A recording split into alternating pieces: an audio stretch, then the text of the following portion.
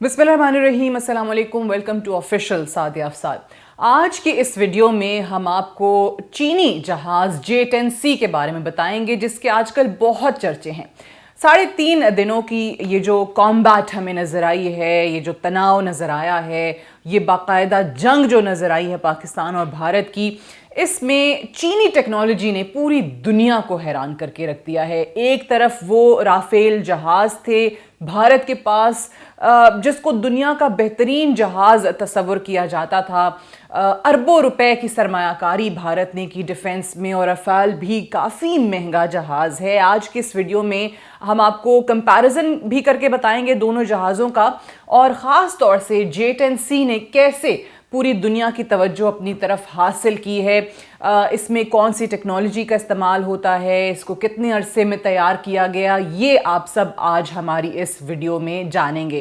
क्या वो चीज़ है जो इस चाइनीज़ जेट को, J-10C को बाकी जहाज़ों से मुनफरद बनाती है, ये भी आज हम आपको इस वीडियो के अंदर बताएंगे। पहले तो ज़रा बात करते हैं कि किस तरीके से इस कॉम्बैट में, इस वॉर में पाकिस्तान फातेह के तौर पे सामने आया, और साथ ही चीनी टेक्नोलॉजी भी फातेह के तौर पे दुनिया के सामने आई। J-10C वो जहाज़ है जिसको दुनिया सीरियस ही नहीं लिया करती थी। ख़ास तौर से फ्रांस की अगर मैं बात करूं, जहां पे ये राफेल तैयारे बने हैं, जो उनकी एक कंपनी है डासो एविएशन, उन्होंने राफेल जहाज़ तैयार किए। उस राफेल जहाज़ों पे बहुत ज़्यादा मान किया जाता था, और ये कहा जाता था कि कोई पॉसिबिलिटी ऐसी है ही नहीं कि कोई और जहाज़, कोई और फाइटर जेट इसका मुकाबला कर सके। लेकिन पाकिस्तान ने ये साबित किया, चीनी टेक्नोलॉजी ने ये साबित किया कि उनके तमाम के तमाम दावे, जितने भी क्लेम्स आपको नज़र आए अभी तक डिफेंस को लेके, वो डिफेंस जिस पे बिलियंस ऑफ डॉलर्स का खर्चा आया, वो झूठे निकले, वो सारे के सारे गलत साबित हुए। और इस हद तक कि इंडिया को भागना पड़ा अमेरिका के पास मदद के लिए। वो अमेरिका जो कहता था कि जी पाकिस्तान और भारत की जो लड़ाई है उससे हमारा क्या लेना देना, उस अमेरिका को मैदान में कूदना पड़ा, उस अमेरिका को सीज़ फायर के लिए कहना पड़ा, और ये कहा प्रेसिडेंट ट्रंप ने कि जी मुझे बड़ी खुशी है, हमने मेहनत की, दोनों ममालिक के दरमियान मीडिएट करवाया और सीज़ फायर करवाया। भारत जो है वो भागा भागा पहुंचा अमेरिका के दर पे, ये अर्जी लेके कि जी हमारी जान छुड़ा दें, बस हो गई है। वो भारत जो कभी भी इस चीज़ के लिए आमादा नहीं होता था, और उनके भी दावे थे कि हम पाकिस्तान को सबक सिखाएंगे, लेकिन पाकिस्तान ने और चीनी टेक्नोलॉजी ने उल्टा उन्हें सबक सिखाया। सो इन शॉर्ट, पहले तो अगर हम दोनों तरफ को देखें तो कि एक तरफ मगरबी असलहा था, मगरबी टेक्नोलॉजी थी, और दूसरी तरफ हमारे पास चीनी टेक्नोलॉजी थी। तो ये जो 3-3.5 दिन की आपको जंग नज़र आई है, ये इन दोनों टेक्नोलॉजीज़ के लिए भी एक टेस्टिंग ग्राउंड था। राफेल की पहले बात करते हैं। वो जहाज़ जो J-10C के मद्दे मुकाबिल था। अब राफेल के बारे में अगर मुख्तसर अंदाज में बात करें तो it's a French multi role fighter jet, और राफेल तैयारा जो मैंने आपको पहले बताया कि फ्रांसीसी कंपनी है डासो एविएशन, उन्होंने तैयार किया था, और इससे दुनिया का एक बहुत ही जदीद तरीन और 4.5 जनरेशन तैयारा, जनरेशन जेट जो है वो समझा जाता है। 2020 से 22 के दरमियान मोदी पे काफ़ी, अगर आपको याद हो तो, उनकी हुकूमत पे बड़े इल्ज़ामात लगे थे, करप्शन के लगे थे, और फिर कि जिन्होंने करप्शन की है और राफेल तैयारे की डील की है। बहरहाल जो भी इल्ज़ामात लगे वो अपनी जगह पर, इन्होंने इस तैयारे को ख़रीद लिया, इनका अग्रीमेंट हो गया फ्रांस के साथ। और फिर जब ये जहाज़ भारत की एयरफोर्स में शामिल हुए तो कहा गया कि जनाब भारत जो है वो अब दुनिया की एक मजबूत तरीन एयरफोर्स बन चुकी है। Why? Because now they have these Rafale jets. और राफेल के जो मेकर्स हैं, जो बनाने वाले हैं, वो इस तैयारे के हवाले से ख़ुद बताते हैं कि चाहे वो एयर टू एयर कॉम्बैट हो, ग्राउंड स्ट्राइक्स हों, या एंटी शिप ऑपरेशंस हों, उन सब के लिए ये एक बहुत मॉडर्न हथियार है, एक बहुत मॉडर्न जेट इसको तस्वुर किया जाता है। अब ये भी सुन लीजिए कि जो डील है ये कितने में हुई थी। तो उन्होंने पहले टोटल 36 राफेल जेट्स ख़रीदे फ्रांस से, और इस पे $9.4 बिलियन जो है वो रकम इसके लिए रखी गई थी, इस पे खर्चा आया था। और इस रकम के अंदर यानी it was a package deal, इसके अंदर जो जहाज़ उड़ाने वाले हैं, जो पायलट्स हैं, उनकी ट्रेनिंग भी शामिल थी, क्योंकि अगर ज़ाहिर है एक मॉडर्न जहाज़ है और अगर आपके पायलट्स उसके लिए ट्रेंड नहीं है तो obviously they can not fly that jet. तो इसमें उनको जहाज़ भी दिए गए थे, उनके पायलट्स को, जो उनका टेक्नोलॉजिकल स्टाफ है, उनको, तमाम लोगों को फ्रांस में ट्रेनिंग भी दी गई थी। लेकिन ट्रेनिंग के बावजूद आपने देख लिया कि क्या हाल हुआ। अच्छा, 36 जहाज़ तो मैंने आपको ये बता दिया कि अपनी एयरफोर्स में शामिल किए। और अब से कुछ दिन पहले आपको ये सुन के और हैरत होगी कि भारत ने अपनी नेवी के लिए भी मज़ीद 26 राफेल जेट्स की डील की है फ्रांस के साथ, डासो एविएशन के साथ, और जिसके तहत फ्रांस जो है वो इनको ये तैयारे देगा 26, और इस पे ख़र्चा जो आ रहा है उनका वो $7.5 बिलियन है। सो अगर इस डील को देखें कि पहले 36 जहाज़ जो हैं वो $9.4 बिलियन के लिए, और फिर 26 जहाज़ मज़ीद जो हैं वो $7.5 बिलियन के ख़रीदे इंडिया ने। अब अगर आप इस डील को देखें या इस पे जो खर्च हुई रकम है उसको आप देखें तो आपको पता चलता है कि एक जो जहाज़ है, एक जो राफेल तैयारा है, वो इंडिया को पड़ा $288 मिलियन का। यानी आज की तारीख में वो जहाज़ जो कि 4.5 जनरेशन जेट है, वो अमरीकी F-35 जो कि 5th जनरेशन जेट है उससे भी महंगा है। सो 5th जनरेशन जेट अमरीका के पास है, F-35, लेकिन ये राफेल जो है ये 4.5 जनरेशन जेट है और ये ज़्यादा महंगा है, और अमरीकी जो F-35 है 5th जनरेशन जेट वो थोड़ा सस्ता है। अब ये अगर आप देखें कि राफेल दुनिया का दूसरा महंगा तरीन जहाज़ है। अब सबसे महंगा जहाज़ दुनिया का कौन सा है वो भी सुन लीजिए। अमरीकी साख्ता F-22 जहाज़ वो सबसे महंगा जहाज़ है दुनिया का, और उसके बाद राफेल जहाज़ आता है दूसरे नंबर पे महंगा तरीन जहाज़।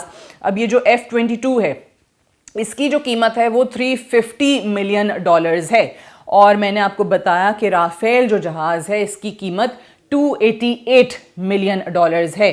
तो पहले नंबर पे F-22 आ गया, दूसरे नंबर पे राफेल जहाज़ आ गया कीमत के हिसाब से, और ये F-35 5th जनरेशन जहाज़ से भी ज़्यादा एक्सपेंसिव है।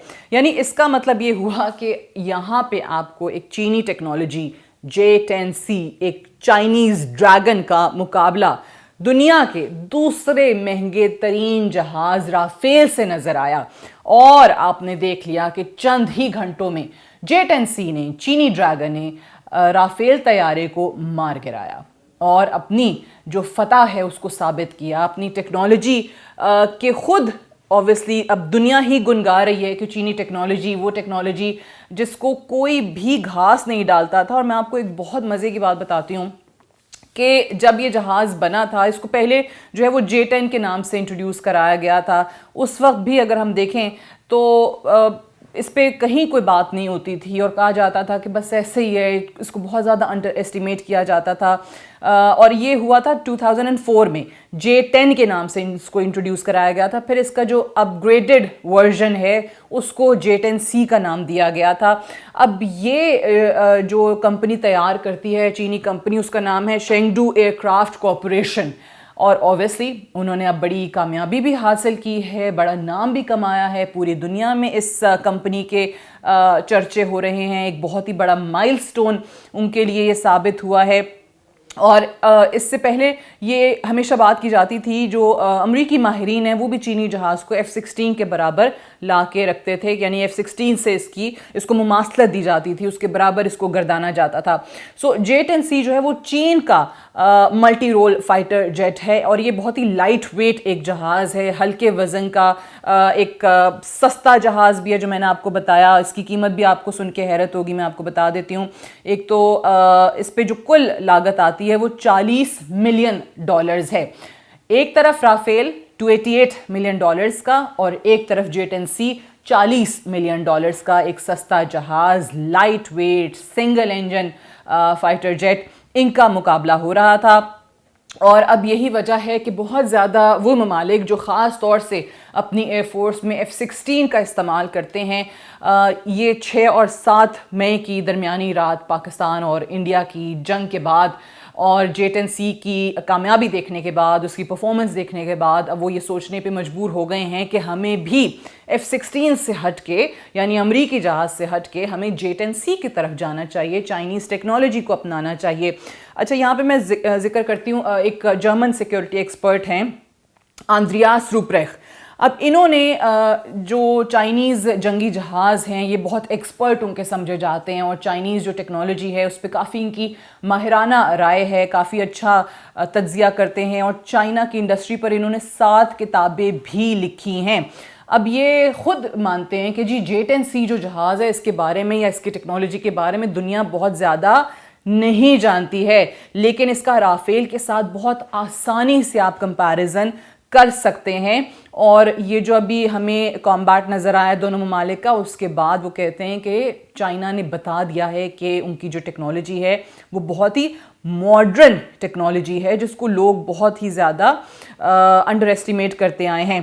अच्छा, उसमें आगे उन्होंने ये भी कहा है कि जो अगर वेस्ट को आप देखें या अगर आप यूएस की बात करें, तो इस वक्त वो जो चाइनीज़ टेक्नोलॉजी का जब भी जिक्र करते हैं तो उसको कहते हैं कि जनाब इट्स अ बैड कॉपी, एक बुरी कॉपी है, और एक जंग के तौर पे इसको साइड पे कर देते हैं, और ऐसा हरगिज़ है नहीं। अब इन्होंने जब टीआरटी से बात की थी तो इसी हवाले से उन्होंने कहा था या तो राफेल को बहुत ओवर एस्टिमेट किया गया होगा, या फिर चीनी टेक्नोलॉजी को बहुत ही अंडर एस्टिमेट किया गया होगा। दोनों में से कोई भी चीज़ें हो सकती हैं, और ऑब्वियसली अब इसकी पॉसिबिलिटीज़ क्या हैं, इम्कानात क्या हैं, या क्या हुआ होगा उस पर ज़्यादा बात हो रही है, या वो रीज़न जो है वो तलाश करने की कोशिश की जा रही है। अब यहाँ पे एक स्विस रिसर्चर हैं, मैं उनका जिक्र भी कर देती हूँ, मौरो गिली। ये senior researcher for military technology at the centre for security studies Europe में ये होते हैं। इनका ये कहना है कि जी अभी बड़ा मुश्किल है ये कहना कि 6 और 7 को क्या हुआ होगा, और ऐसा भी मुमकिन है कि राफेल के जो पायलट है उसने कोई गलती कर दी हो, या मिशन जिन्होंने तैयार किया उनकी कोई गलती हो। लेकिन जो भी है, आज पूरी मगरबी दुनिया को आप उठा के देख लीजिए, इस पे बात हो रही है।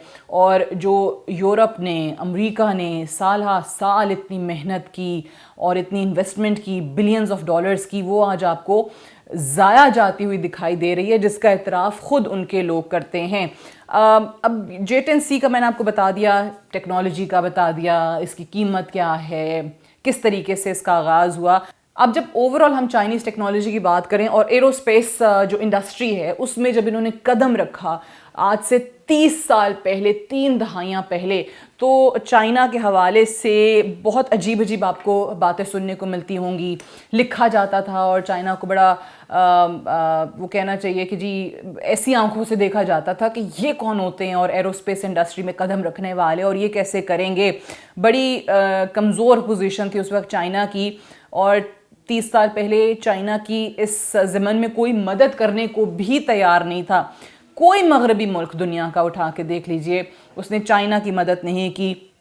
कोई मगरबी मुल्क चाइना को अपना फाइटर जेट बेचने को तैयार नहीं था, और ऐसे में चाइना ने वो किया जो हमेशा वो करता है, और अपनी एरोस्पेस इंडस्ट्री को खड़ा करना उसका मकसद था, और वो उसने करके दिखाया। और वो जो 30 साल चाइना ने मेहनत की है आज वो हमारे सामने है। And today China has fully developed ecosystem, पूरे तरीके से सेल्फ सस्टेन्ड है, खुद इन्हिसारी आपको नज़र आती है। वो किसी चीज़ के लिए, इवन कि एक वो पेन के लिए भी, या इससे भी अगर कोई छोटी चीज़ है तो उसको किसी मुल्क पे रिलाय नहीं करना पड़ता। छोटी से छोटी चीज़, बड़ी से बड़ी चीज़ वो चाइना खुद अपने मुल्क में बना रहा है, क्योंकि चाइना ने देखा कि उस वक्त जब हमें ज़रूरत थी किसी ने हमारी मदद नहीं की, और अपने पाँव पे खड़े होने के अलावा कोई दूसरा ऑप्शन हमारे पास है नहीं।